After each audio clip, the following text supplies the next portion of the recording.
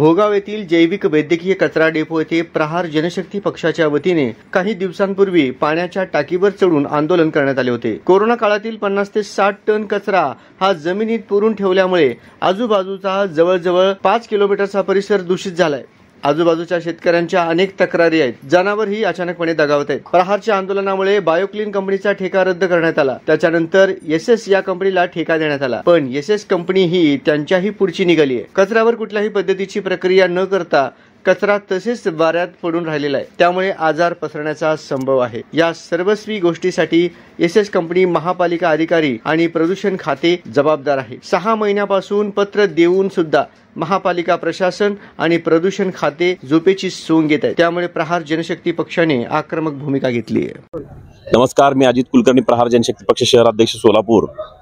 बायोक्लीन कंपनीच्या विरोधात जवळजवळ 5 ते 6 महिने झाले महानगरपालिकेला आणि प्रदूषण अधिकाऱ्यांना पत्र देऊन सुद्धा बायोक्लीन कंपनीचा जैविक कचरा, जो वैद्यकीय कचरा आहे, तो नेस्तनाबूत न करता तिथंच ठेवला असा त्यांच्यावर आरोप केला होता। संबंधित गोष्टीसाठी पुरावे सुद्धा दिले होते, तरी सुद्धा 2 दिवस पाण्याच्या टाकीवर चढून आंदोलन केलं असता या महानगरपालिका प्रशासन आणि निखिल मोरे साहेबांना, प्रदूषण अधिकाऱ्याला कुठल्याही पद्धतीची जाग आली नाही। तर आता जर संबंधित त्याचा बायोक्लीन कंपनीचा ठेका रद्द करून दुसऱ्या कंपनीला म्हणजे एसएस या कंपनीला ठेका देण्यात आलेला आहे, तरी सध्या चालू फोटो मी आपल्या म्हणजे पत्रकारांना पाठवलेले आहेत।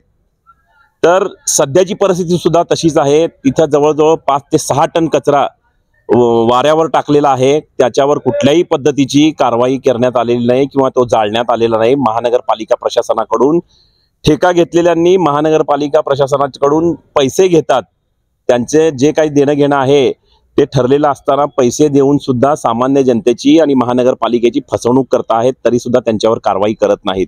प्रहार जनशक्ती पक्ष शेतकरी संघटनेच्या माध्यमातून मी आपल्याला सांगू इच्छितो, महापालिका आयुक्तांना किती वेळा सांगितलं तर महापालिका आयुक्त हे झोपेचं सोंग घेतलेले आहेत। त्यांना जाग कधी येणार मला माहित नाही। सामान्य जनतेची फसवणूक होत आहे, त्यामुळे आजूबाजूचा जवळजवळ 5 एकरचा परिसर दूषित झालेला आहे। या गोष्टीसाठी सर्वस्वी जबाबदार कोण? मी तर म्हणतो महानगरपालिका आयुक्त आणि प्रदूषण खात्याचे निखिल मोरे हे जबाबदार आहेत।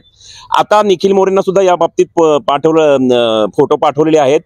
ढाकणे साहेबांना पण, प्रदूषण आयुक्तांना सुद्धा या बाबतीत मी संबंधित गोष्टीचे फोटो वगैरे पाठवलेले आहेत। त्यांनी जर कारवाई नाही केली तर यापुढे मी निखिल मोरेच्या तोंडाला काळं फासल्याशिवाय राहणार नाही। मी त्यांना 2 ते 3 दिवसाचा म्हणजे अवधी देतो। आता मी वैतागलेलो आहे, सांगून आपण कुठल्याही पद्धतीची कारवाई केली नाही, त्यामुळे आपल्या तोंडाला काळं हे 100% प्रहार जनशक्ती पक्ष शेतकरी संघटनेच्या वतीने फासण्यात येईल। आपले या गोष्टीसाठी सर्वस्व जबाबदार निखिल मोरे आणि महानगरपालिका आयुक्त असतील, हे आपल्या या माध्यमातून सांगू इच्छितो। धन्यवाद।